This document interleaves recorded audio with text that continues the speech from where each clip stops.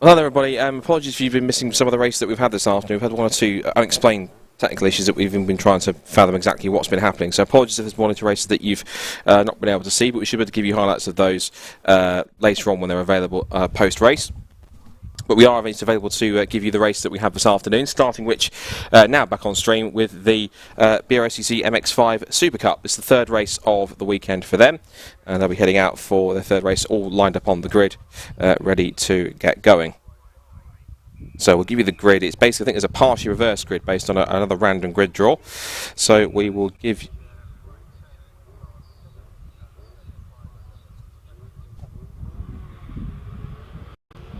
So we're going to head off for the grid for race number 3. So it's a partially reversed grid with looks like the top 6 reversed from the draw. So it's James Cousins who won the reverse grid at Croft for race number 3 at Croft at the beginning of the meeting. On pole position. He'll start alongside him is Braden Fletcher, who's been very impressive this weekend. So I'm hoping that Braden will be able to possibly might get himself his best result ever, and not just get on the podium, but who knows, maybe even more. Now, just chance also for John Langridge. He'll start third on the grid alongside Patrick Fletcher in 4th. Jack Carden starts in 5th position alongside Samuel Smith, who has really taken a win this weekend. 7th place for Nicholas Dunn, followed by Clive Powles in 8th, and it's Nick Rutter and Martin Tolley to complete the top 10.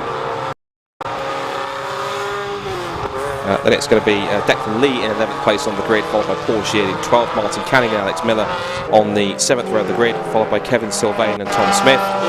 We then have James Warrior and Chris Richardson on the 9th row of the grid, followed by Xavier Brook and Luke Whitworth to complete the top 20. Will Morris and Seamus Haney, followed by Matt Pickford and Bruce Robinson, are next on the 12th row, followed by Stephen New and Martin Heath. Then it's Lee Britton and Clive Chisnell with Lise Walton and Will Blackwell Chambers, who sadly retired, but is going to have to make some work from 30th on the grid all the way up the order. Richard Amos is 31st after he had to retire from the race. He was one of a few retirements who had to drop out in that second race. That was followed, of course, by George Grant in 32nd place, Simon Fleet in 33rd, Tom Selden 34th, and then in the back of the grid is Scott Wright in car number 11. So we've got pretty much on the front row and the back row of the grid a Paddock Motorsport car. Now they've also been out this weekend in their Bentley GT3 with team bosses of Paddock Motorsports, Martin Plowman and Kelvin Fletcher.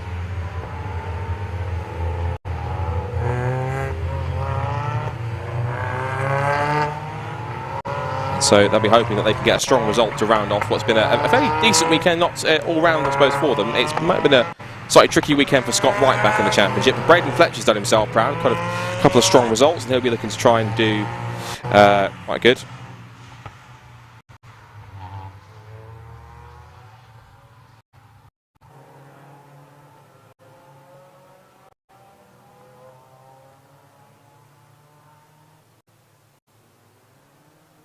So he'll be looking to try and get a good result. Now James Cousins will want to make it his second win of the season for him after he, as we say, run that reverse grid race at Croft.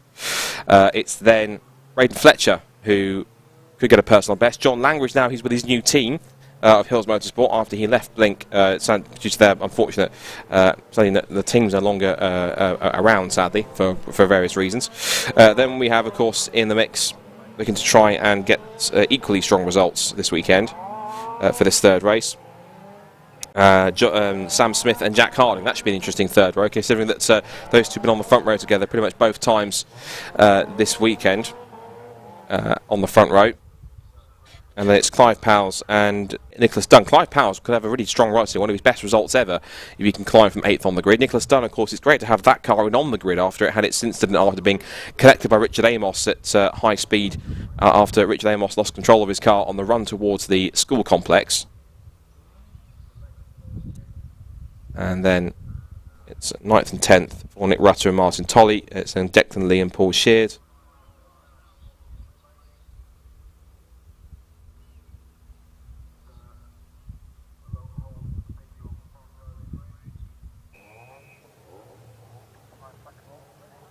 So, last few cars are going to start forming up towards the back of the grid, and so lights it out, and race number 3 is underway here. It's a cracking start from pole for James Cousins. Not a great start for Braden Fletcher. Probably should have talked him up too much on the front row of the grid, but he had into turn 1 for the first time And it's going to be quite a strong performance between the first few cars. They turn out through turn 1 for the first time, and then heading into in the right-hander at the back end of the banking and onto the run towards Church Corner. Now it's Patrick Fletcher and Sam Smith have already made cracking starts up to 2nd and 3rd. John Langridge has maintained 4th, and in 5th position is going to be Jack Harding, who hasn't really made a couple of spots from where he was supposed to start. He started 5th, has remained 5th at the moment, but it's the big mover is Sam Smith, up 3 places where he began. Nick Dunn's up to 6th, and Braden Fletcher from the front row down to 7th already, so got some work to do. Oh, this is close, 3 abreast as we go for it. Racing cars are side by side with Clive Powers in the middle, and Martin Canning not only goes round the outside of Clive Powers, but then gets to the inside line for his teammate Martin Tolley as they come into the braking zone. 3 abreast behind, there goes Nick Rutter and Xavier Brooke, and Alex Miller's getting involved in that as well, so is also Paul Sheard and Tom Smith. Again 3 abreast on the exit. Now the sprint up towards the right-hander at Peel Corner. So it looks like already Sam Smith's going for 2nd place on the outside of Patrick Fletcher. They now make the sprint down towards the left at Siemens. And they'll again tumble their way through the left-hander. Side by side on the exit of the Siemens corner down the back straight for the first time.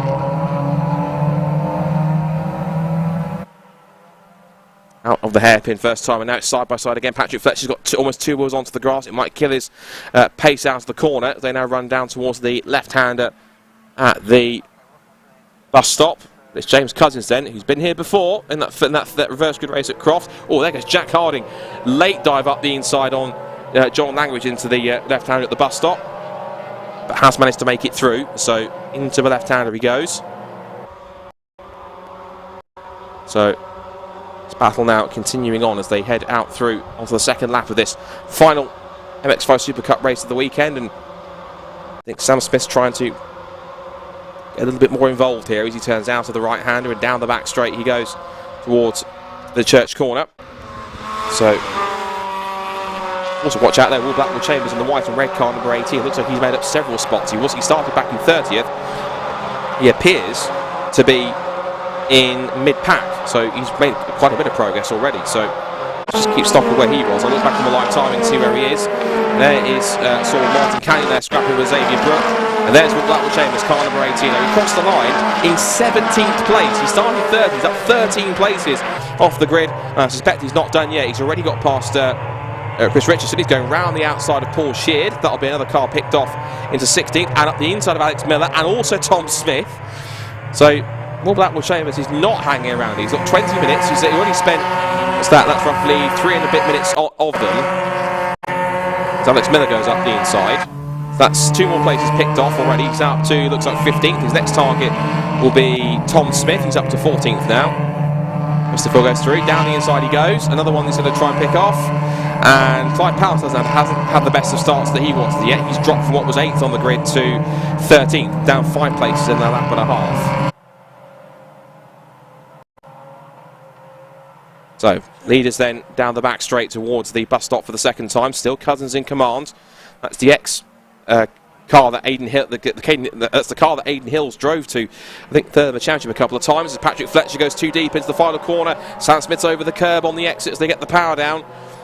And because of that, I think it kind of evened out a little bit, whereas the mistake from Patrick Fletcher sort of was kind of counterbalanced by Sam Smith getting up over the curbs, and that equally slowed them both down enough to hold position.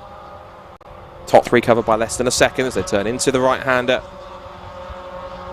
Up at the banking. 4th for Harding, 5th for Langridge, 6th now for the Declan Lee's made quite a handy start as well. So they come back into the right-hander at the at Church. Still side by side for a second again. Fletcher now holding onto the line. Smith tries to go back round the outside. And now they come back on the brakes again. Smith now trying to just find a way through to crowbar his way past if he can, maybe not literally, but he has got it now. The inside line, and Fletcher will know he'll have the better grip on the outside if he can get the traction to keep his nose in front, which he has done.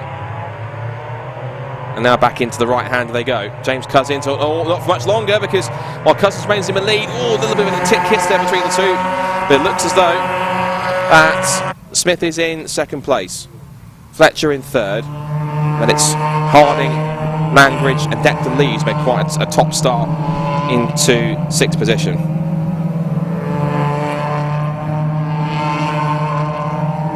Down the Tom Price straight once again.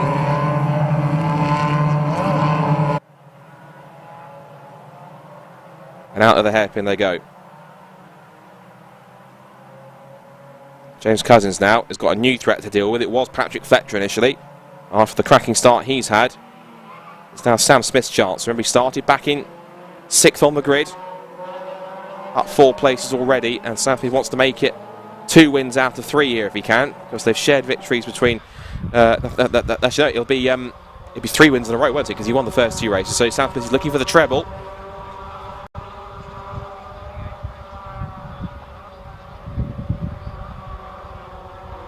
There's Martin Canning.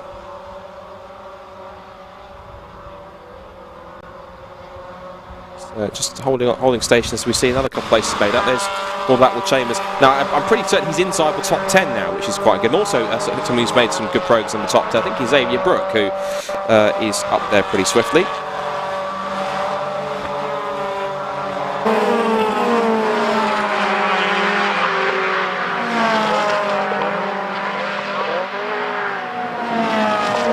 So, Phil makes its way down the back straight. And Blackwell Chambers, just for the record, has now, I think, got past Martin Canning, and he is now up into 10th position. So, again, some really, really strong progress. If there's a Driver of the Day award, I think certainly Will Blackwell Chambers might well get it, because he came from 16th to 6th in the first race, retired from the second, and then come all the way back from 30th to possibly get inside the top 10 for the second one. There's Luke Whitworth, who started in the club class at Croft, but he's now moved up into the pro class, and there's the recovered George Grant in that sort of unpainted front end of that car, only because he had to have that fixed by the Rob Boston Racing squad. Whitworth trying to come back at him. George Grant is up to 19th with that move. He's one of the Masters drivers in the order. Now they go down the back straight.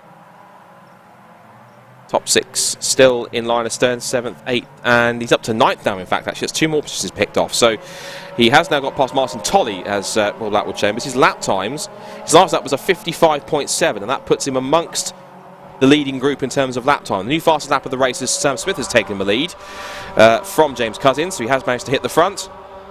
1 minute 53.881. Crucial. A turn in through the hairpin once more. So Smith, Cousins, Fletcher, and then Harding in 4th position, Langridge in 5th, Declan Lee's in 6th.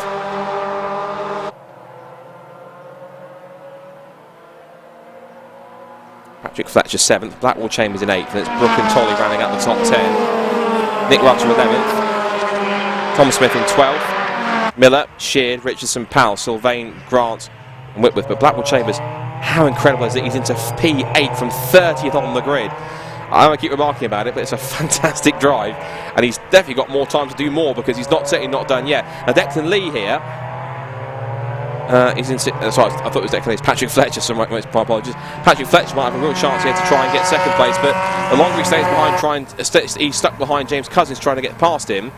The trickier it's going to be for them to possibly make a break and start chasing after. There's Will Blackwell Chambers in 8th in the white and red machine. There's Xavier Brooke, moved up into the pro class this year after he switched from the club class, winning the title last year in that category. Nick Rutter there having a scrap with Martin Canning. Now they head down the back straight once again towards the bus stop once more.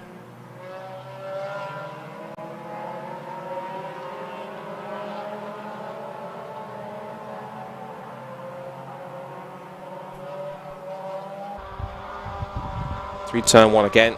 Gap is now 2.2 seconds. 2.2 between Smith and this battle of 2nd place that's going on between Cousins, Fletcher and Harding. Declan Lee has found a way past John Langridge, so Declan Lee's up to 5th position. And what about lap time compared between Blackwood Chambers and Fletcher. Blackwood Chambers, look at the lap time difference. All the top 5 have done 54s apart from Declan Lee, who's down to, well, everyone apart from Declan Lee and the leader Sam Smith has done 1:53s out there. 53.8 for Declan Lee, 53.1 for Smith.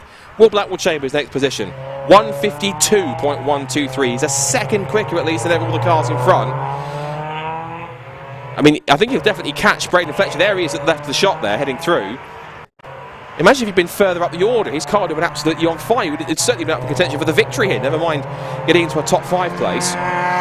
He's got 9 and a bit minutes to do something about the cars in front. And what will help him is battles like this, because Jack Harding has actually lost a place now. So he's now stuck behind Declan Lee, who, to be fair, is having a great race in these damp conditions. Up to 4th. One of his best performances so far, I think, in Mazda MX-5 Supercup. Doing well.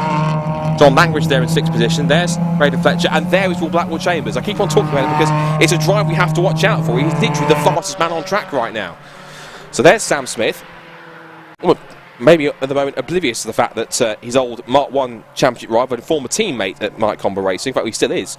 But no, forgive me, he's not, because EC Cars is the team that Sam Smith. But in Mark 1s, both Will and Sam used to be teammates, so you're probably blissfully unaware that this man, car number 18, is charging his way further and further up the order. 8.5 minutes to go. Let's look at lap times this time by. So Smith is now starting to respond. Track's getting a bit quicker now. It's starting to dry up a bit more. So 52.7. He's at it again. 51.730 at the moment. Blackwood Chambers is a full second quicker than everyone else on track, which is pretty substantial. So fantastic driving so far from Will Blackwood Chambers. He's right there up the inside past Braden Fletcher. He'll have better traction on the exit. And Braden might have better, well, he thought he had better traction, but Braden Fletcher might be the first big obstacle that he comes up against now. Scraps on for 7th, little wavered on the exit there, but Blackwood Chambers feels he can take the tighter line with the dry part of the road. And now side by side, and the better drive off the corner and the line on the grip of the circuit means that he's up to 7th place. Now then, there is the leading group of 2nd down to 6th, and he's only a couple of seconds behind them. Catching Sam Smith is a big, big task, but given his pace, I wouldn't put it past it to even get in the top 5. Dare I even whisper a podium? To go from 30th to 3rd, I know that they award drive for the weekend. Certainly for that, Will Blackwood Chambers will have to win it because he's doing a grand job. We should quickly check in with the club class runners whilst that's happening to actually watch the progress. So Kevin Sylvain leads the way there. He's just lost a place on the road in the overall result to George Grant. Is making some decent progress up to 16th actually. Good drive from George so far. Kevin Sylvain leads the club class ahead of Clive Powell's in 2nd place. And then it's Martin Heath in 3rd. Around the outside there was looks like Jack Harding's repassed there, but look who's crept up onto the tail of them. Look at Will Blackwood Chambers. It's the white and red car number 18 right in the middle of the shot now, behind this pack of 5 cars in front of him. He'll be seeing them as potential targets to pick off one by one, and he knows they're getting caught up here. They're all getting caught up behind James Cousins. Arguably, as quick as James Cousins is with his pace, he is the cork in the bottle here right now, because Sam Smith has pulled away to a gap of 5.2 seconds already, and everyone else stuck behind him. I think there's another new fast lap of the race he's put in there behind that as well. Yes, it is 1:51.496. He's 2 seconds faster than everyone else. Patrick Fletcher dives up the inside into the banking. Finally gets through, but it might be too late. But Cousins comes back in on the exit. He might well dive up the inside and get back to 2nd place. Here comes Will Blackwood Chambers, probably waving to John Langridge. Hello, remember me from Mark 1s. Into the right-hander at Church. And this really has gone off now, because James Cousins, the floodgates have almost opened. Through goes Jack Harding to 3rd place. Declan Lee will be next to challenge for 24. There he is. James Cousins, after that strong pace starting on pole position, is just dropping backwards. Right in the middle of this pack now, quite literally. There goes John Langridge. Oh, and big sideways moment for James Cousins. Gets it back again. Back up the inside of both John Langridge. And then James Cousins goes Will Blackwood Chambers. He's now up to 5th. Back up the inside. Next target's Declan Lee for 4th. Now it's a battle of a second on between Patrick Fletcher and Jack Harding. I can't even speak, it's that good a battle. And there's still 5 minutes to go. On the back of Declan Lee now. Onto the back, down the Tom Price straight and towards the hairpin once again. It's lap 8 in this final race, and it really is coming up to quite a big crescendo here. The last lap for Smith, for the record, was a 1:52.7, but even then, the new fastest lap of the race is got to Will Blackwood Chambers, who has got through. He's passed Declan Lee. So Declan Lee's down to 5th. Will Blackwell-Chambers is up to 4th now. Is it going to be a podium? Is it now going to be it'll depend on the pace of this last lap getting past people. But he's literally passed 3 cars in one lap. Cross the line they go. 51.6 for Smith. What about lap times for everyone else? Blackwell-Chambers 52.7. All right, it wasn't as quick, but he is on pace with the cars in front. Now, he was slower, granted, because he had to pick it. He was so caught up in that whole battle. So he should now, if he can get onto the tail of these two, be able to take full advantages. Both Fletcher and Harding go wide through the top of the banking.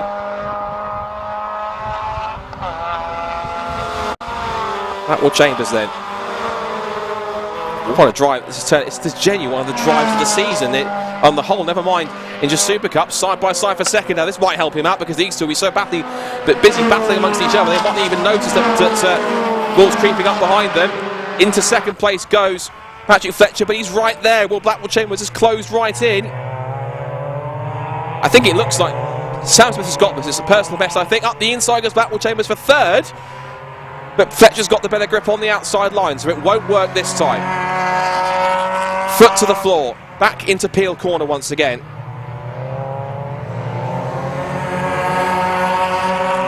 The opportunity's there. The chance to get through is there.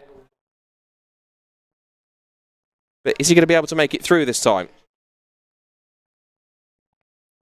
So, just waiting for the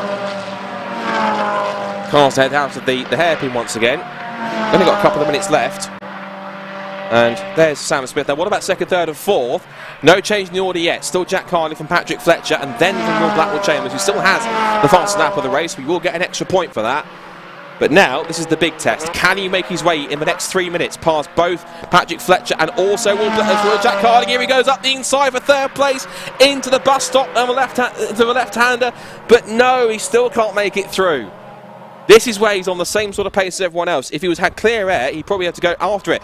I said about Will Blackwell-Chambers having the fastest lap. It's now been taken again because it's now been gone by Sam Smith, who has pumped in a 150.824. So he's looking pretty racy at this point in time in the closing stages. I think we're going to get 2 more laps, so including this one and 1 more. Will Blackwell-Chambers, genuinely the drive of the weekend so far. 30th on the grid to 4th. He can get a podium. If we do get a chance to talk to him down in Parc Fermé, I'm sure he'll be absolutely made up with it. But he has to get it done first. Sam Smith still leads. This battle for 2nd, 3rd and 4th as Fletcher goes defensive on the inside line. He's forcing Blackwell-Chambers to go round the long way, if he can. Has he got the undercut on the exit the second part? I think he might well. But again on the inside line, the traction's not there, and Patrick Fletcher once again puts his foot down. I think Jack Harding might be a bit too much to ask for Will Blackwell-Chambers. He might not be able to get past him unless Fletcher has an attack in these last few moments. Quick checking on the rest. John Langridge is still 5th. Declan Lee is 6th. Head of James Cutters has dropped to 7th.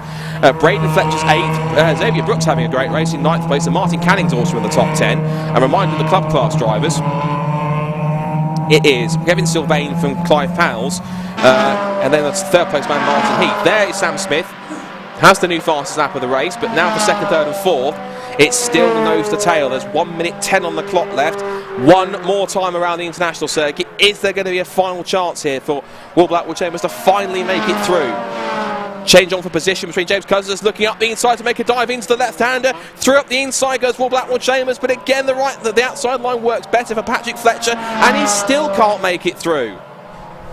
Last lap, 1 more chance around this the international GP circuit for Will Blackwell-Chambers to make it through.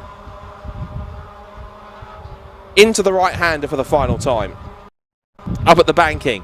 Takes the tighter line, but again he knows that the outside grip, he's desperately trying every which way in that to get through, and it's the traction off the corner that really helps Patrick Fletcher by taking that wide line. You see the couple of car lengths that Will Blackwell-Chambers loses, but it's through the high-speed corners that he seems to win. Here's Sam Smith, looking to go on for a hat-trick of victories. He set a new fastest lap of the race on the last lap as well. 1 minute 50.222, so going even quicker. But what about 2nd, 3rd and 4th? Let's just wait and see where 2nd, 3rd and 4th are now. Sam Smith continues on. I know Sam Smith's leading, but I really want to see the battle for 2nd, 3rd and 4th, because that's where it could be that's been where the drive's been all the way. So there goes Sam Smith. Now 2nd, 3rd and 4th. What's happened? In they come. Are they still in the same order? Is it Harding? Is it Fletcher? It's still in the same order, but well, Blackwood Chambers is running out of options here. He's running out of chances. There's about half a lap to go now as Fletcher has got a little wide line. That might be the momentum that Blackwood Chambers needs. He might be able to try and get him either down into the hairpin if he's close enough, or maybe into the bus stop for the final time. There's Sam Smith heading up towards the final corner from the last time. And what a week it's been for him and Anglesey. Second, third and fourth are in the background. We'll keep tabs on it. It might be side by side for third, but what a way to put himself back into proper championship contention and to hold on to the points lead. Defending champion Sam Smith has dominated at Anglesey this weekend. He completes the hat-trick. 3 from 3 for defending champion Sam Smith. Now for second, what's going to happen? Harding in second place. Blackwood Chambers is still fourth. He's going to miss out on a podium just at the flag. Harding is third, Fletcher fourth, and Will Blackwood Chambers from 30th on the grid to fourth. That is one of the drives of the weekend. Well done for him. He'll be gutted to miss out on a podium, but still, fourth place, he should be absolutely proud of that as well. Little tail slide there from Xavier Brook. He's got to be happy with the top 10 finish. It's Blackwood Chambers fourth, John Langridge is fifth, Declan Lee is sixth, Patrick Fletcher is seventh, James Cousins is eighth, Xavier Brook is ninth, and then Tom Smith rounds out the top 10. Martin Canning is 11th at the flag, ahead of Nick Rutter, Alex Miller, George Grant and Christopher Richardson. And it's Kevin Sylvain who will come through to win the club class. Here comes Clive Powers to pick up second place. And it's James Warrior who managed to get past, I think, Matt Pickford in the end. So across the line, there you go. 21st for Lee Brittons, 22nd for Luke Whitworth, 23rd it looks like for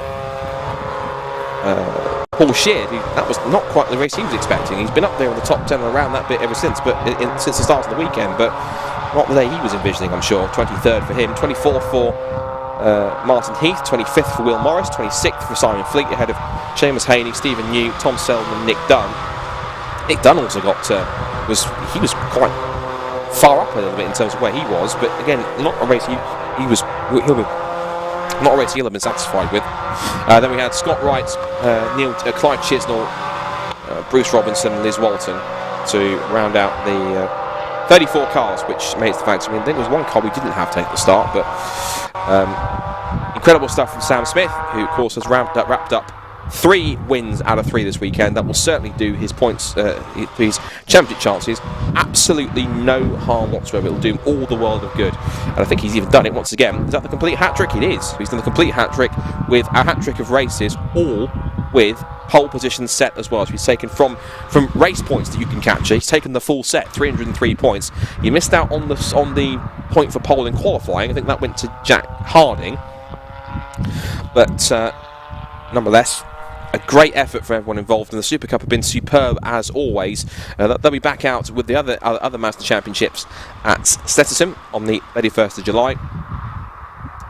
And there'll be the chance for Sam Smith to go up against, once again, the likes of Jack Harding, Pat Fletcher and more. And certainly there's a new kid in town with the SuperCup, and of course it's double former Mark 1 champion Will Blackwood Chambers, who I'm sure, now that he's got on top of the car, particularly this weekend... When they go into the scrutineering bay, is there a chance they can have the top 3 wander back round again, or have they got to stay with the car? No, the drivers can come back. Yeah. They will be on here actually if you want to do one at a time on there. So through they go. Will Blackwood Chambers, I think he's getting a bit of applause there from some of the guys in the assembly area for finishing 4th. So incredible stuff for them. There's Patrick Fletcher, who just denied him a podium finish. Time for wine. Oh, it's always bloody time. 5th position for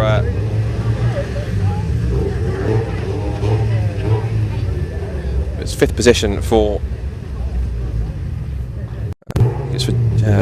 Declan Lee, I think. Declan Lee or Will Black or John Langridge, one of the 2. So I think the top 3 from the MX5 are just getting round, just heading round to do scrutineering for the top 3 for those ones. But I think they'll be back round to have a chat to top 3 are then going to walk to Jamie. They're going to come back, so we go over to the podium. They'll be there. Hey mate, you alright? I think we're possibly going to see the podium. Fuel, so Brian Chalmers put more fuel in it. About time you bought a Quadrifoglio now, isn't it? It is. Yeah, but probably not the insurance premium. You guys Yeah. No. I don't like the colour of my wheel. Bit different. It is different. Okay, right. I wish. Right, I'll catch you in a bit, mate. Alright. Okay. So I think we're just getting ready for our top 3 podium in a moment. There's George Grant for Clubman North. Good to see him in the mix, and seems pretty happy with today. So they're in there with Rob Boston. There's Declan Lee, and quicker than you already, isn't it? Yeah. Possibly oh yeah, I love it. Nick Whitworth. So there's James Cousins. In fact, he was in the mix at the front of the field, and he's just there conversing with team boss Aidan Hills. And team seem happy at least with their weekend's work. And yeah, Hills Motorsport. Remember the name, I suppose. So they'll be heading forwards to getting close up on the Hills Motorsport squad. Did quite a lot of racing Hills Motorsport. Not only in the mix, but Aidan also is racing himself in the GT5 Challenge, and also in the Citroen C1 Challenge. So it's quite a colourful and varied field in the MX5 Super Cup. So I think we're just waiting for the top three to come around so we can give them a I know what they look like this time. So podium. Not yet, no, because Adrian pulled them straight through. So.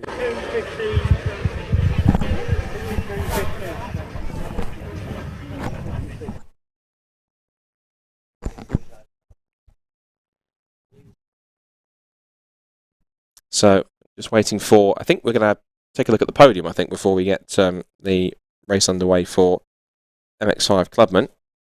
There's Martin Heath. He's quite a experienced racer. Just having a look at some of the drivers in the field. We've got Lee Britton there as well, who's one of the Luke Herbert racing drivers as well. Luke Herbert, of course, has switched from racing to becoming a team boss now. There's Matt Pickford. He's been almost caught on candid camera there a little bit. Another one of the drivers is a bit more tall. There's Christopher Richardson, who's also drivers love being in front of a camera, don't they? Sort of showcasing the car and what have you. There's Charlotte White, who's helping out this weekend with the Mazda MX-5 Championship. She regularly helps out with. She's coordinator for the Club Sport Trophy, and also she works for the BMW Compact Cup and a little bit of work with City Car as well. These drivers do like their moment in the spotlight, don't they? To be in front of the camera. There's James Cousins' car. He heads back to Parc Fermé. There's Xavier Brook and. The rest to go through. So hopefully we'll get the top three on the podium, and then we might be able to have a chat to them before the MX-5 Clubman. Although I can see in the corner of my eye the MX-5 Clubman cars are starting to head out onto the grid, so we might possibly have to sadly forego any interviews with the top three in the Super Cup and head straight to our next race, which is what we're doing now. So, two more races left on today's programme, the first of those two being the second race of the weekend for the Mazda MX-5 Clubman Championship. But congratulations to our top three in that MX-5 Super Cup race, being Sam Smith, followed by Jack Harding and Patrick Fletcher, and a big congratulations also to Will Atwood Chambers for that drive from 30th to 4th, just missing out on the podium. I'm sure now he's got the confidence in the car, he'll want to try and bounce back and give us more of that the race later on. So, getting ready for the second race of the weekend for the Mazda MX-5 Clubman Championship. We had the first race earlier on, and Harry Storer, as a result of that win in race 1, will start from pole position.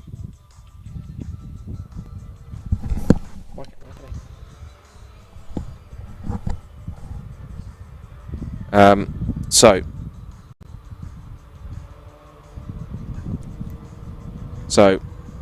the car's then heading their way out onto the formation lap for this penultimate race of the weekend here at Anglesey.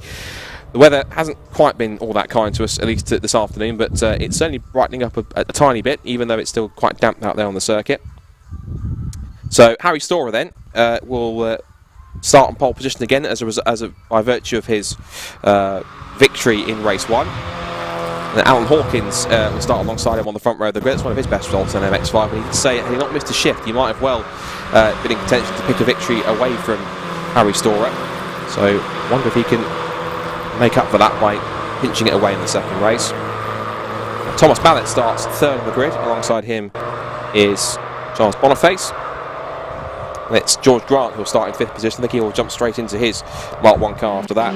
Alongside him is Dan Blake in 6th.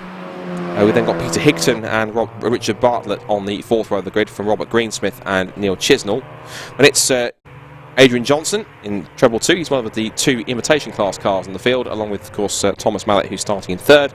And then it's from him, it's then Kevin Bird alongside him on the 6th row of the grid, from Brad Jones and Tim Storer. And then Andrew Dean should be at the back of the grid in car number 38 to round off the 15 car entry. The cars make their way down towards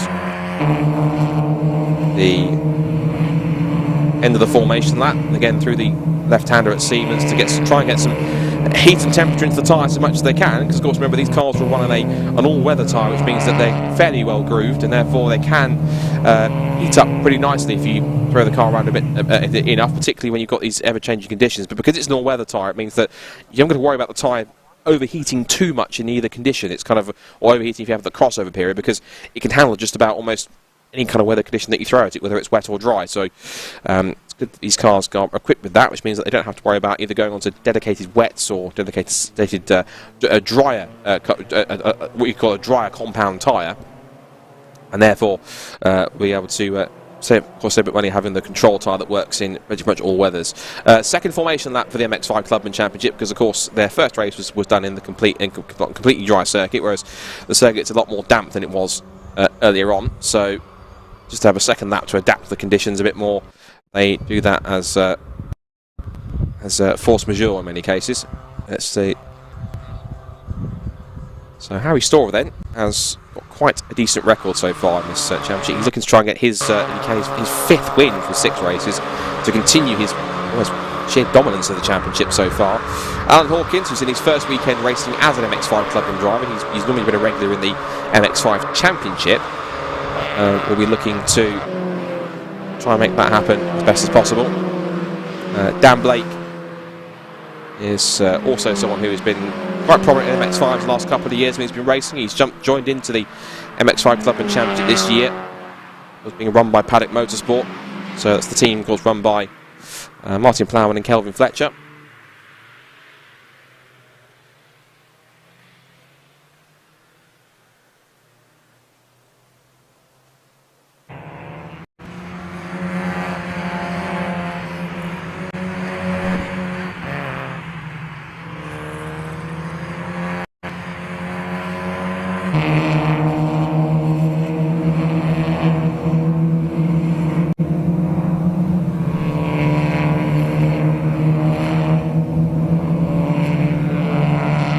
So, coming to the end of the second formation lap.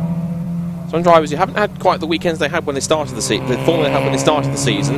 That includes the 2 Steel City MX5 drivers who are quite prominent. Rob Greensmith and Kevin Bird, but maybe not on the same form they had before. Also, Peter Higton's dropped back a little bit after he had a strong start to the year as well. The former MR2 racer and MG racer as well. He's no stranger to small sports cars. So I jumped in to try his hand in an MR2, in a MX5, excuse me. And others who are no strangers to the MX5s from previously, including the likes of George Grant in there too. Good to see Neil Chisnell out as well in his father Clive's car, which started life out mainly as the championship winning car for Brian Chandler we talked about earlier on in 2015. So, last couple of cars getting into position. Kevin Bird lines up on the grid slot. And then we'll get the green flag in a moment's time to get racing underway. So, 5-second board is up. And so the second race of the day for the MX5 Clubman Championship is all set to get underway. Red lights on. Who can win the sprint to turn 1? It's either going to be Hawkins or Storer or somebody from further back. We are underway and racing and from pole position. Looks like Storer's made a pretty decent start from the inside of the front row. Alan Hawkins in second place. They turn into turn 1 for the first time. And then they head down towards the right-hander for the first time. We have onto the back straight then for the first time. So it's Storer who leads the way, then Hawkins in second place. Dan Blake's made a cracking getaway. He's up to third place after that, after starting back in, I think he was 6th or 7th on the grid. So Dan Blake's not hanging around. He might well put himself into a strong contention for a podium. So it's looking pretty decent so far. Yeah, he's up to third place now. And also, George Grant's had a good start too. Look at him. He's up the inside of, that is Charles Boniface. So not a good getaway for either. Well, Charles Boniface hasn't had a terrible start, but not as quick as the cars around him. And it's definitely both George Grant and Dan Blake from the third row of the grid that pretty much have just jumped up, just always caught the second row pair napping. and they're up to third and fourth respectively, so hopefully they'll be trying to pit their way through. And I talked about the Steel City MX-5 pair. Look who's popped up to fifth now. It's Rob Greensmith. So he's either listening or he's found some pace throughout the found some pace in the setup, or found a better setup between races. Peter Higgins also dropped back a little bit. He's behind the fast-starting treble 2 of Adrian Johnson. Here in the top four, it's Storer from Hawkins, then Blake and then Grant. So the pack goes streaming through. Down the back straight, side by side there between Tom Mallet and Adrian Johnson. They're going door handle to door handle down towards the hairpin for the first time. They race out of sight. And out of the hairpin they go, and still Alan Hawkins then, who's... no, Alan Hawkins is second, but George Grant's gone up to third place now. So, past Dan Blake. I know that the Tucker Motorsport car is pretty well sorted. I know that George has been getting quicker and quicker over the last couple of years, but I didn't... in a nice way, I'm pleasantly surprised that he's made a crack at that, not in that good a start, but also he's looking in pretty strong form. I'm quite pleased to see that, which is good to see. He's been plugging away at the MX-5 paddock in both SuperCup and dabbling in Mark 1s every now and again for the last few seasons, and in fact he's now started to have a decent getaway. He's all working out rather nicely.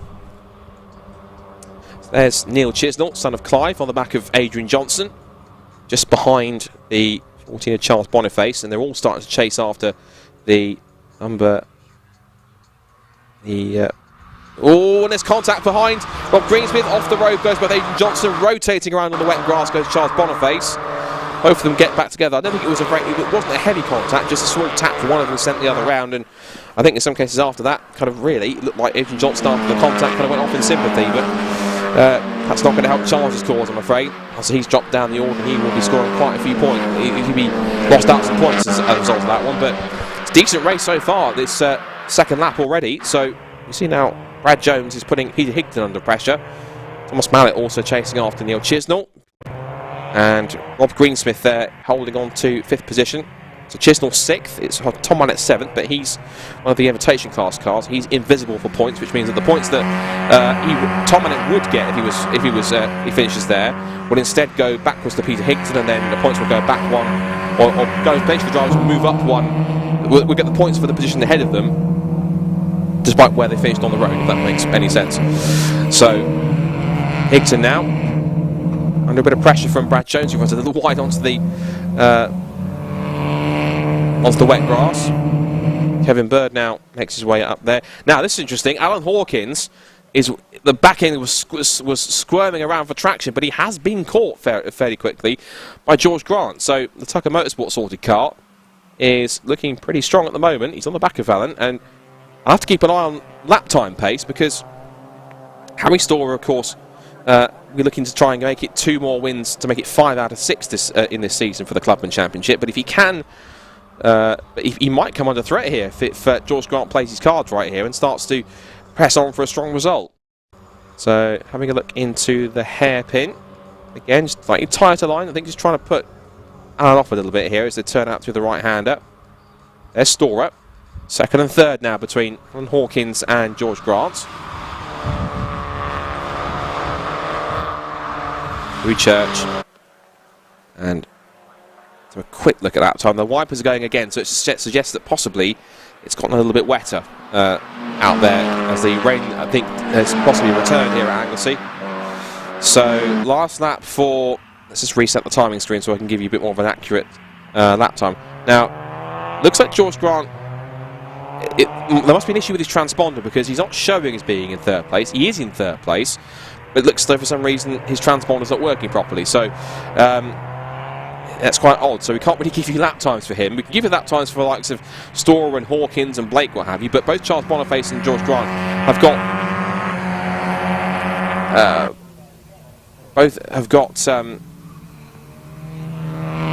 his transponder's not really working. The wider line there for George Grant, he feels like he has to take that wider line in order to hold on to the back of Alan Hawkins after that. The rest of the pack goes out of Siemens and up towards the right-hander.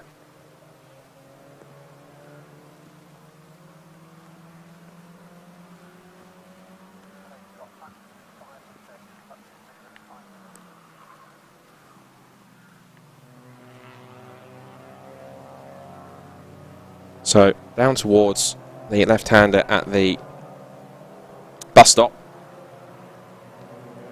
And then we've got Rob Greensmith now just holding on ahead of Thomas Mallet. Now Clive Chisnell was ahead of Mallet, but he's at another place, and now he goes Mallet again to pick up another place. Now for the strong start. Oh, there's been a contact between them as looks like Mallet tried to elbow his way past Rob Greensmith, and now Neil Chisnell tries to get back in the mix.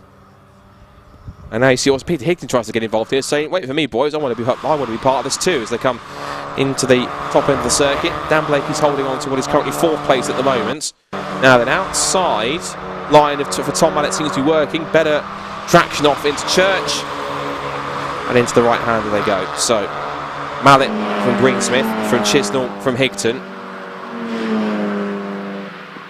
And Greensmith gets him back again on the exit, better traction. Look at the run that Neil Chisnell's got on the run through School Corner. And now back towards the complex at Rocket. Under brakes. Well, Tom Mallet and almost classes to the side of Neil Chisnell. A little wayward there as he tried to just find the grip, but he lost it momentarily.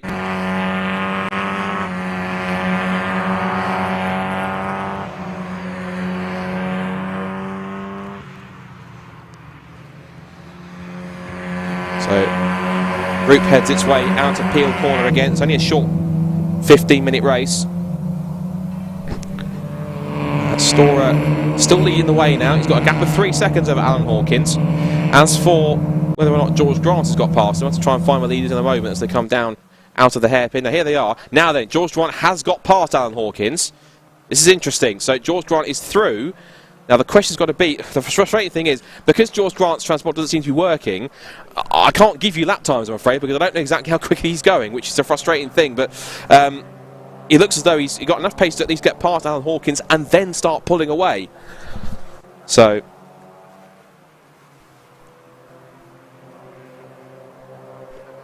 out of the left-hander, we've got still this battle going on. Dan Blake is, well, he's showing us 4th now at the moment, so that's the position he has at the moment. This is the scrap that's going on for essentially 5th place. So Clive Chisnell's gone back to 6th past Thomas Mallet, so he's repassed the 550. Remember, of course, Tom Mallet, both he and Adrian Johnson are not scoring points. They're both invitational class cars. There's Dan Blake at the bottom, a shot going out to the left in 4th. So George Grant then, I think he's going to have genuinely one of his... he has taken a Super Series race win. He hasn't ever... I think it's might be his best performance in a Mark 1. He has won a Super Series race in the past, so he has stood on the top step and taken a victory before in a Mazda. That was a Mark 3, and his trusty Mark 3, the one that he currently runs at the moment, is with Rob Boston Racing, where he's running with Paul Tucker's outfit, which of course run, among other cars, Jack Brewer, who's won 5 races. Bit of a squeal of tyres in the background, so somebody had a moment by the sounds of it at Rocket. Into Peel. And now down into the left-hander at Stevens. There's Dan Blake pushing on in 4th position. Going to have a scrap for 5th, I think, just coming through the shot in a second now between Rob Greensmith, Tom Mallet and Peter Higton, who has got past Neil Chisnell. So Neil's now lost those 2 positions back again. So he's been passed once more by Tom Mallet and now also has lost out to Peter Higton. So he's lost a couple more places there. Meanwhile, down the pit straight. So down the back straight towards the final corner. It's still Harry Storer and Grant. Then from Hawkins, Dan Blake in 4th. What's Dan Blake's lap times like? He's at a 2 minutes .3, so he's actually lapping at the... Well, his last lap before this one he's completed is the same. It's pretty same time as what Harry Storer's just done this lap. So, and Dan Blake actually he's done a personal best, 159.974. So maybe a podium's not out of the realm of possibilities for him either.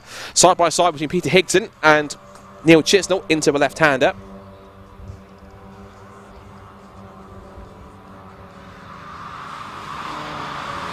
Into the right hander, down at the hairpin. Neil Chisnell. So Higton now still trying to hold on to the position as best he can. He's now got, that should be that. I would class that as 7th and 8th position because, of course, George Grant, even though he's not showing as being on the timing screen as being having no transponder, he's definitely in 2nd place, which you can clearly see. Now, Thomas Mallet's on the move now, back past Rob Greensmith on the approach to the Rocket Complex, and Peter Higton might be going a little bit quick up the inside with a big, that's quite a large dive up the inside in fact. I think he's caught Rob Greenspan completely unawares, and surprised that he was going to come from that far back. So through he goes. So Mallet then, in what looks to be, I'm trying to work this out as a position back, because George Grant's definitely second. So if in theory on the road well, in actuality it's 6th place for Mallet, 7th for Higton, 7th for Greensmith, 8th for Higton, and 9th for Chisnell. So those four are going to turn their way in.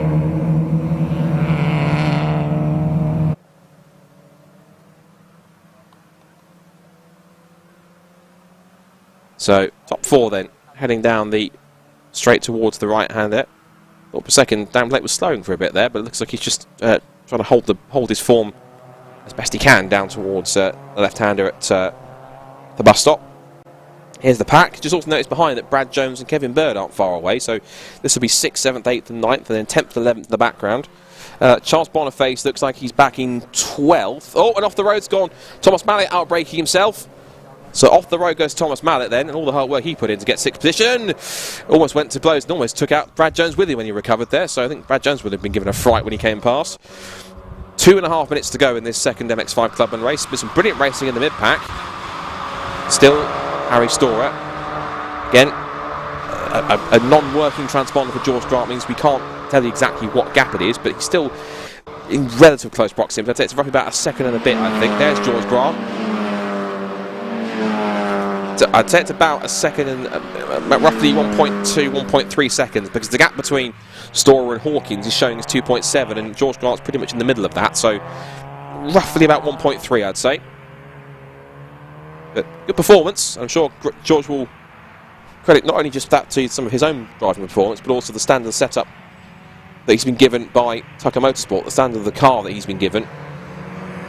Not long to go, so he wants to maybe make even more of a hero out of himself. Then he's going to have to move a bit quicker to get onto the back of Harry, but Harry seems to have that little bit extra when it comes to pace to hold on. And just behind them, Alan Hawkins did set a lap time, I think, if I need to reset my timing screen, which was half a second quicker than Harry Storer. So I wonder if Harry should either sort of, I wouldn't say he's backed off, but kind of maybe the other car's starting to find a bit more as the weather conditions continue to change.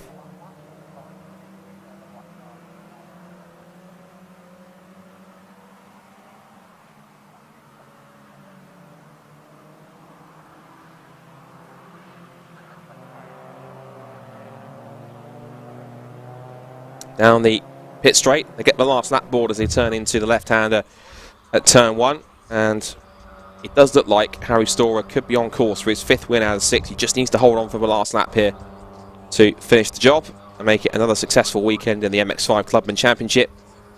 So this new one-day, two-race format makes it the most cost-effective way to you can race in the championship for just £295 a race meeting. So that and it's up for the race entry fee. And there'll be the membership and registration fees on top of that. But for an actual race entry, it's the most cost-effective way to go racing a Mazda MX-5 in the UK. And the brilliant one-day, two-race format means that you're in and out in one day with qualifying and 2 races.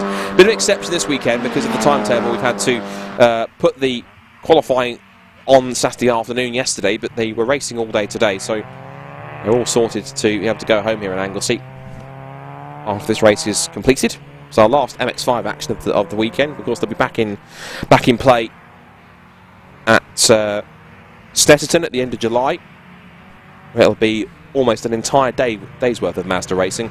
An exception being the first ever BRSCC Supersport Endurance Cup race. So you've got a car that's got a power to weight ratio of 350 brake horsepower per tonne or less. Then you'll be welcome to take part. There's one of 6 classes: refuelling, mandatory pit stops, 100-minute race, and it's quite a good way to go racing. It's £595 for the entire Supersport Endurance Cup experience. If you want to get involved and you've got a car that's eligible, be sure to head to the website. But that's in a few weeks' time with the Mazdas, which will include the Clubmans, which are now coming towards the end of their final race of the day. And Harry Storer, there's almost just no stopping them, is he? It was 4 from 5 earlier on. It's now about to become 5 from 6. Harry Storer continues his dominance of the Mazda MX-5 Clubman Championship.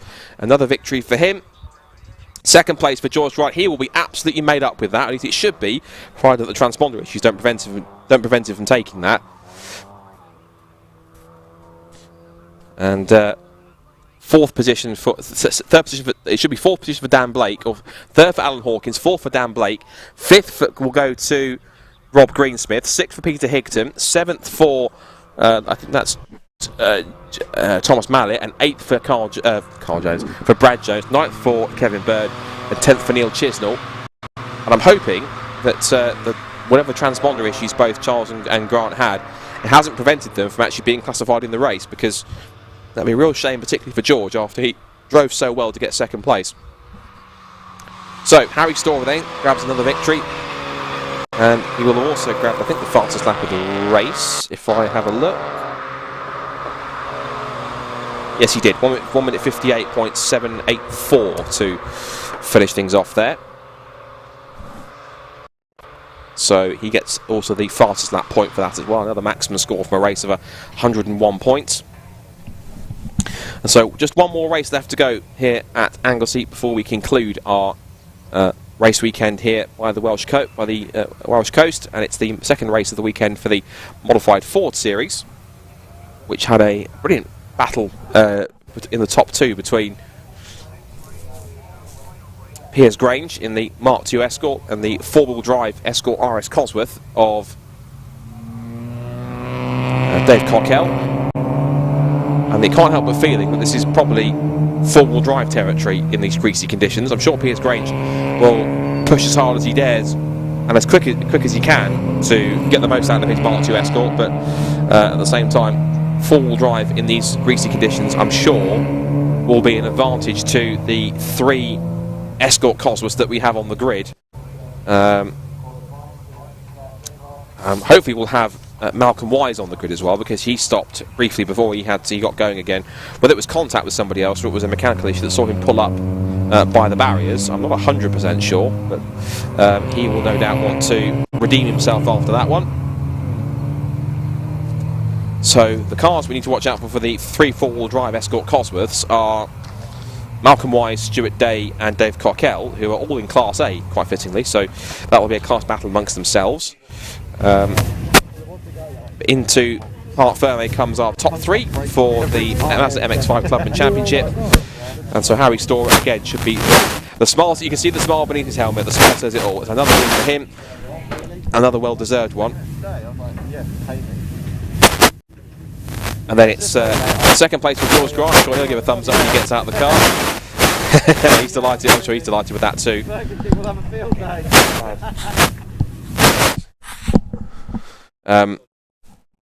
Yeah, so second place for George Grant. He clambers out. Then it'll be third place for Alan Hawkins. It'll be his second podium of the weekend after that, and George is quite pleased with that after his afternoon's work, getting second place. And have a proper chat with him in a second. I think he's having a quick converse with the that wing. So I think we can actually head down to Parc Ferme this time. We can have a chat with our top three, including what was quite an excellent race for Harry Storer, his fifth win out of 6 in the Mazda MX-5 Clubman Championship. So another fantastic BRSCC MX-5 Clubman Series race, and double winner Harry Storer. Perfect day for you.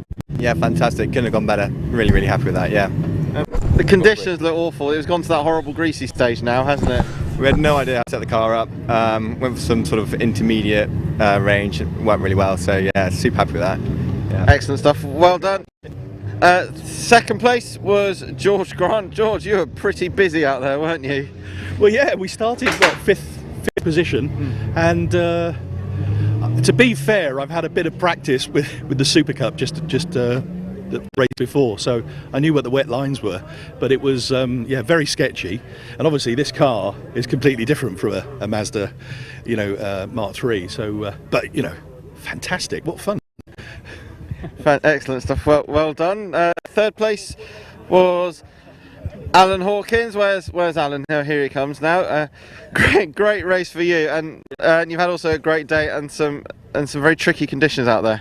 Yeah, it's really slippery out there because there's rubber. The track hasn't been used. This is the first meeting since COVID and so like the track's pretty greasy. So and I just couldn't find as much grip as they could. so I'll settle for third place. Nothing happened, no damage, so we're clean. Well done. Thank you. Right, so as we head into our final race of this 18 race Anglesey weekend, I'll hand you back to Scott Woodwis, who will take you through the modified Fords.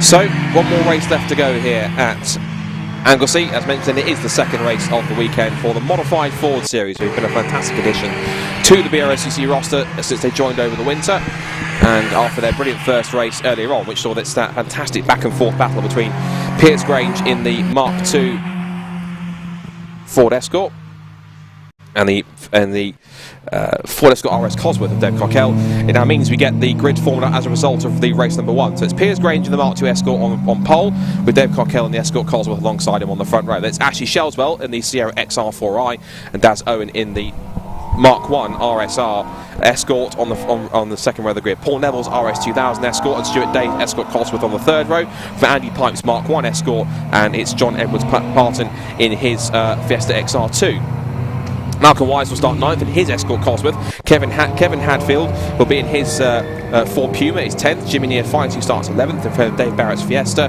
It's Ollie Allen's Fiesta, hopefully be on the grid. And fingers crossed we also have the more modified Puma of Mark Hadfield, which had a mechanical issue in qualifying and actually had to be towed back to the pits and didn't take the start in race 1. So hopefully we've got 14 Fiesta of modified Fords out there and not any less, because it'd be a shame we have any cars missing on the grid. So this series is pretty much seen as the place to race for all Fords. They're having a second formation lap as it's a rolling start for these cars. And they we had their first proper go as a series last year in 2020, or 2019, started building the grids, and they joined BRSCC for 2021 as an associated series. And so it brings a fantastic variety of machines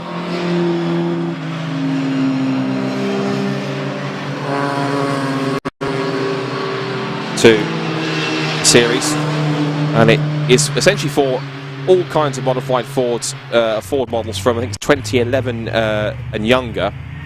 And it means that though you keep some of the proper old school 90s and noughties and older machines in circulation, and it gives them all a place to race if they're a Ford. And it's regardless of if it's a Fiesta, an Escort, a Sierra, or if it's even a Ford Puma, had even a Mustang in the field as well, amongst others, and even a Ford RS200, which was one of the cars of the weekend at Donington Park back in May when these guys first debuted on a BRSCC timetable. And Wayne Crabtree's car, which has a Subaru engine in the back of it, I think got second in the first race and won the first race and came second in the second race, mainly because Dave Cockell's rocket-propelled Ford Escort RS Cosworth not only it was leading comfortably in the first race before he had a gear stick problem, and then had to charge through from the back of the field to the lead, and did so in about roughly 8 or 9 minutes, which is quite extraordinary given that it's a 15-minute race.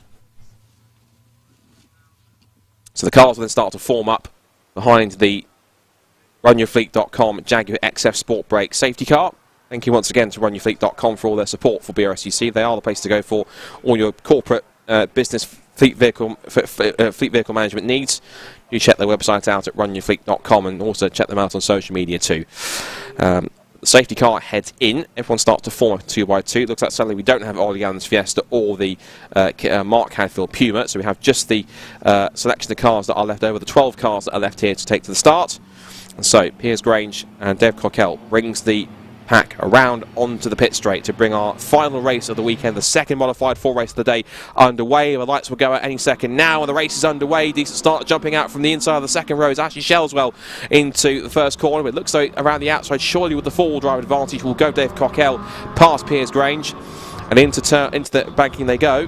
Shelswell's on the attack as they come back into the mix, and Paul Neville's car's gone off the road. I wonder why the camera's panning left, and that's the reason why. Paul Neville's car's gone around on the exit of turn 1. Meanwhile, as expected, it is the four-wheel drive Escort Cosworth of Dave Cockell who has put his foot down and is absolutely charging away at this early stage. The spin of flames goes up the gears, but second place now for Piers Grange. Third for Shelswell is then Stuart Day's Escort Cosworth in fourth. That's Owen is fifth in his RSR 2000 RSR Mark 1 with the big rear wing on the back. Up to the top of the circuit and running wide up at the complex rocket is Piers Grange. Now trying to take advantage. Around the outside goes the V6 engine Sarah of Ashley Shelswell, and also now trying to get the power down with the four-wheel drive. As you'd anticipate, is Stuart Day. Looks up the inside of Piers Grange after starting on pole. Half a lap later is down to fourth. So it's got some work to do to try and get back here, but Stuart Day will certainly be relishing the fact that it is certainly Escort Cosworth conditions. There's Owen there in fifth. Andy Pipes up to sixth in his Mark 1. There's Malcolm Wise. There's Jimmy Near-Fighter in his cross-flow engine Mark 1 Fiesta. There's Kevin Hadfield in his modified Puma. Sadly, we haven't got the other one out for Mark. It looks like something out of Pikes Peak, which is quite extraordinary.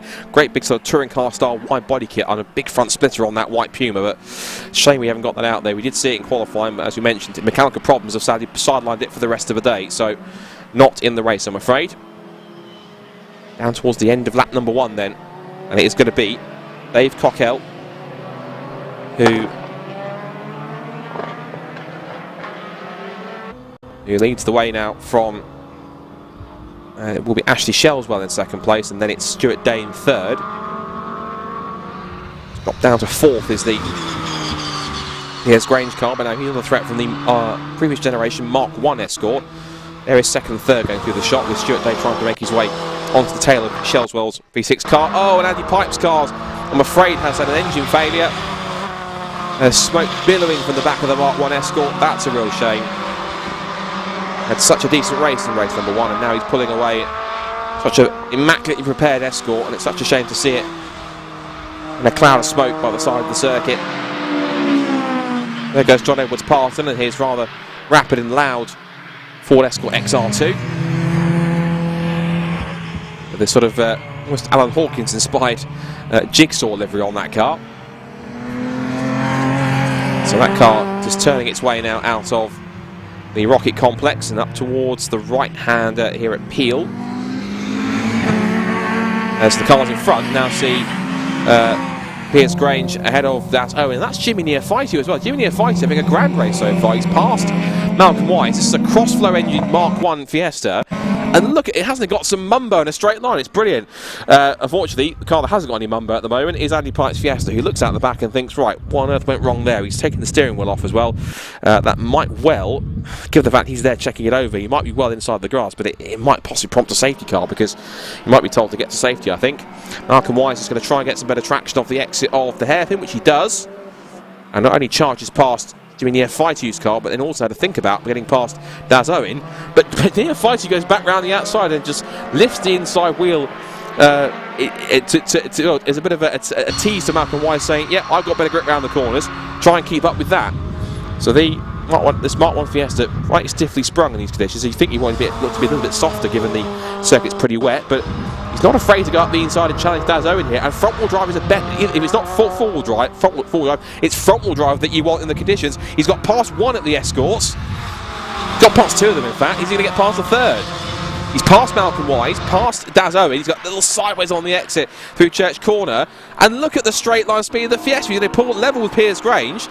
Piers may try to think his way of thinking, what on earth is that a Fiesta? Where did you come from? Brilliant stuff from this little Fiesta as they come down towards the complex at Rocket. And he might well outbrake a little bit. Piers Grange runs wide, and yet the Fighter will have the grip. He's gone right past him. He's done it. Round the outside of Jimmy Near-Fighter with a little Fiesta. Brilliant stuff from the Mark 1 car. You can tell it's got a crossflow engine, but Jimmy's absolutely giving this the absolute beans out there. Brilliant stuff from Jimmy. Great stuff as he brings this fantastic original Fiesta up the order as they come into the Siemens complex. Just looking at the timing screen just to give you an idea of where we are timing wise. So Cockell still leads the way. New fastest lap of the race from Cockell. Shelswell is in second place. And to give you an idea of how quick Dave Cockell is, particularly with his four-wheel drive advantage, his last lap was a 1 minute 41.059, a new fastest lap of the race. Everyone else is doing 1 minute 44s and or slower. That's extraordinary pace. I think David Cockell was wondering maybe why he didn't have the biggest pace advantage. And he did open his bonnet at the end of race 1, so I wonder if it was something to do with the boost or just the engine power he had underneath him. But whatever it was that might have held him back power-wise, it certainly has come back to, it certainly has all returned and given him maximum boost in these conditions. And again, Sid did say that in these greasy, in the greasy track surface means that four-wheel drive and also then front-wheel drive usually reigns supreme. So, it's as though I think that Jimmy Neophytu, actually that's showing us, that's odd, that's showing us 24 car, that's showing us that's Ollie Allen, so, which is quite odd. It should, the 24 car should be Demetrius Neophytu, but there's been a driver change, and Ollie Allen's now at the wheel of that car. I did wonder if it was, well, I looked at that and it's still the time he said Allen, so I wonder if maybe he swapped cars, I'm not sure, but either that or it's a mistake on the timing screen. If it is Ollie Allen, then fair play to him, he's driving the wheels off his Mark 1 car, almost quite literally, as every time he goes into a corner, he just lifts the inside wheel at each corner, which just shows how well set up it is. Not even Malcolm Wise in a four-wheel drive Escort Cosworth with a full WRC body kit on it he can keep up with him, but even he can get past him. So it's either Ollie Allen or Jimmy Neophytu, whoever it is in that car, is driving the wheels off it pretty substantially and doing a grand job to hold on to where he is. He's currently sat quite, he's showing us that car being in 4th place, but the traction there on the exit of Siemens might just be enough to allow the Malcolm Wise Escort to try and get back through again. And he has gone round the outside, he'll have used the outside line to full effect. Malcolm Wise, in what is always a very formidable car, that particular Escort Cosworth, is back in the mix. Behind them, Piers Grange is having a scrap with the Mark 1 Escort of Daz Owen, and John Edwards Parsons' Fiesta XR2 isn't too far away either. But the Malcolm Wise car with 2-litre Escort Cosworth doing its job as it is for Dave Cockell, another new fast snap of the race. And the pace of that car is absolutely stunning. He's done a 1:39 in these conditions, 1:39.922. That is pretty much at least almost a full 5 seconds at least faster than everyone else on the circuit. So I think, provided he has no issues like he had at Donington, it's pretty much going to be more of the same.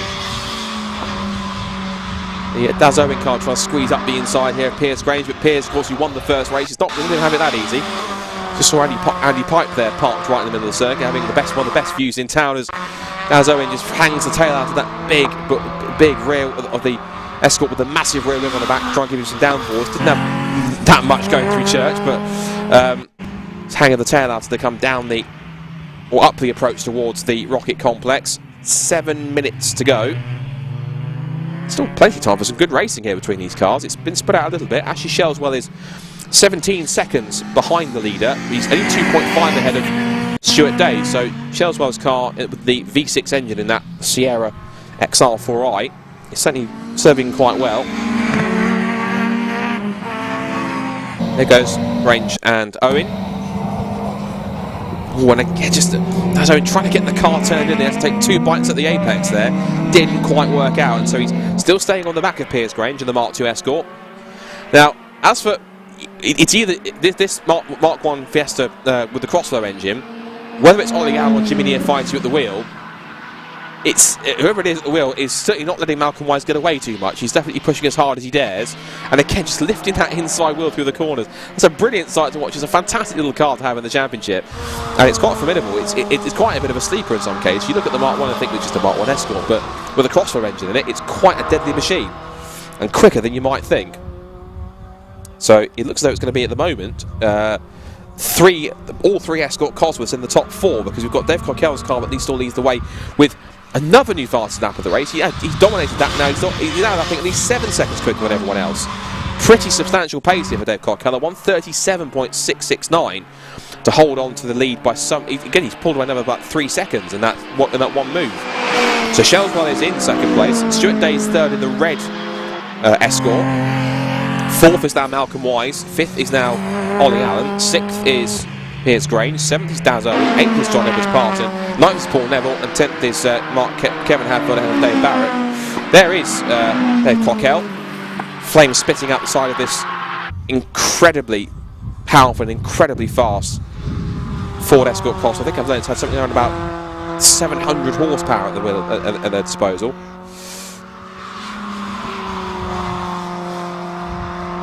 Pretty substantial power advantage over many people. Now, Piers Grange is under threat again from that zone as they come back down towards the left-hander at Siemens. Good battle this. Here's Grange, who won the first race. He's able to hold off Dev Cockell. And then there's John Edwards-Parton, who is doing a decent job actually in 8th position, so not too bad for him. Looking at the who's wearing which class, it's a clear runaway class lead for Dev Cockell. There's Class A cars in the top 3 positions. It's Class C, the Ollie Allen. Well, I'm assuming it says it's Ollie Allen, so I'm going to go with Ollie Allen, who's in the Class C Fiesta, who's runaway Class C leader ahead of John Edwards-Parton. Class B1's being led by Piers Grange, the race 1 winner. And our only Invitational class car, which is Daz Owen, is 7th place overall. Now, what we saw there was Paul Neville getting past the John Edwards-Parton XR2, which says to me that he's only back on form. He's also trying to recover, trying to get round the outside of Daz Owen, trying to lock up round the outside. He's getting a little bit screwy. He almost goes to the side of Piers Grange. He tries to get the power down. The outside line, in theory, should give you more grip in these damp conditions, but Daz Owen's not finding it as they come back into the right-hander. And again, sideways. I suspect he's enjoying himself more than worrying about if he gets past or not. But you can tell he's really hammering it here at Anglesey on the damp parts. And that car must feel like an absolute, despite the rear wing, must feel like an absolute handful in these conditions. And the pair of them are now going to deal with a very resurgent Paul Neville, who is going to try and close in on them. So we've got technically 3 different specifications of Escort here. I think it's 2 Mark IIs against a Mark 1 here, which should be quite a fun fight. Always popular cars, these older Escorts, the Mark 1s and Mark 2s, particularly because of their fantastic gung-ho rear-wheel drive driving style you have to apply to them. Of course, they were incredibly popular, of course, in the world of rallying, but on a circuit they're pretty handy too, and so you get some really well-sorted, wonderfully prepared old-school Escorts in the mix. And the 3 of them here on this circuit right now. There's Malcolm Wise ahead of what we believe to be Ollie Allen at the wheel of that car now, not Jimmy Neophyte, who appears to have allowed Jimmy Ollie to take the wheel. But this is our closest battle on track, arguably, between Piers Grange, Daz Owen and Paul Neville. And John Edwards-Parton is quite a few seconds back in his XR2, but he looks like he's pretty much, well, I would say he'd be away going on the class lead, but he's not, because Ollie Allen has got that by quite some margin. So into turn 1 once again. I'm pretty sure on this performance, Daz Owen will gladly come back out to play with modified Fords. He'll be in the invitation class, but certainly he does look like he's having a lot of fun here battling with us. I'm sure that Andy Pipe there, who's watching on the side of the road, will want to be in this battle too, but sadly the engine didn't want to play ball on Andy Pipe's Mark 1. Speaking of Mark 1s, the Daz Owen example was very sideways on the exit of the banking. He's going to run wide and get very sideways again. This is a brilliant car to watch as he comes out of Church Corner, but it's not going to get his, but might be flamboyant. It's not quick because through goes Paul Neville, and you can always see him drifting slightly through the complex of School. Big lick of flame as he changes down the gears.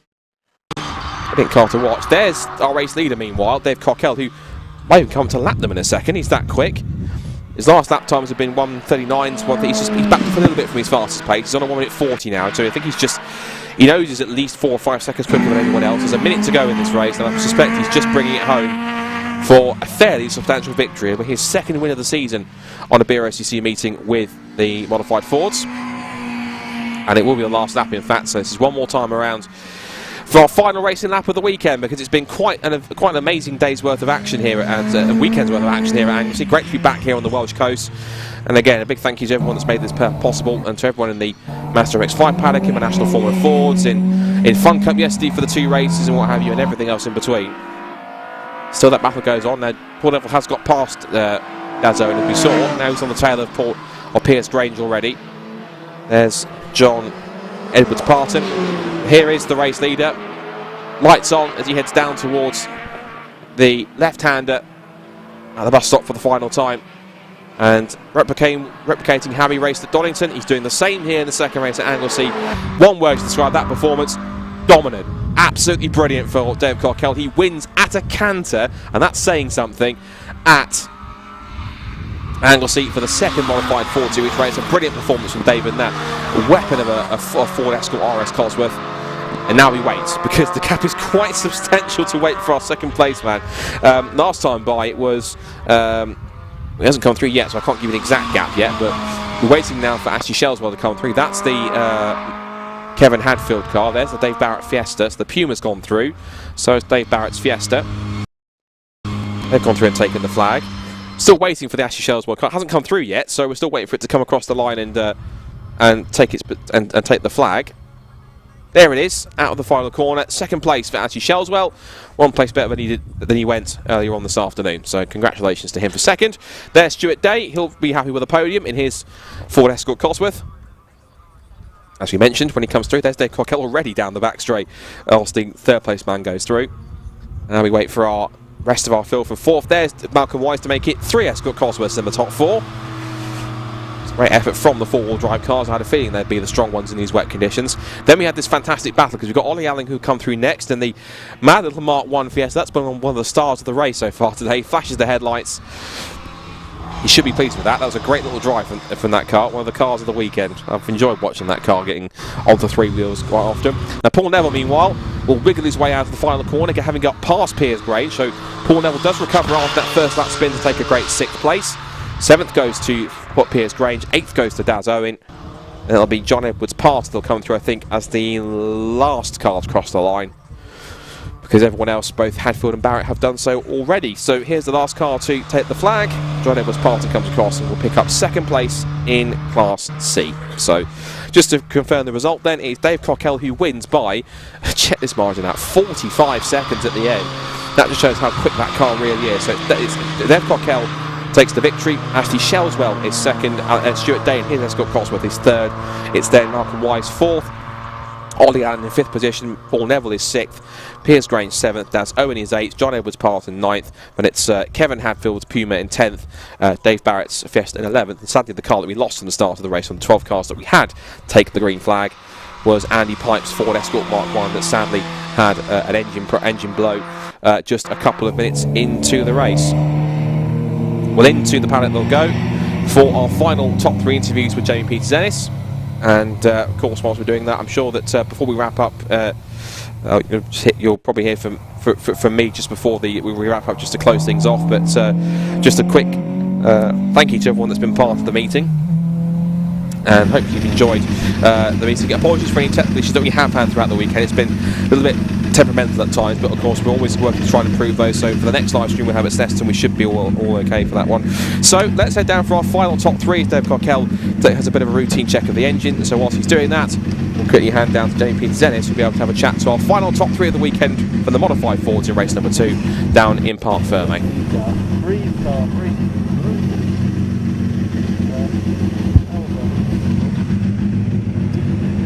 So our final race of the day comes to a close, which is the modified Ford Series, and our winner, Dave Cockell.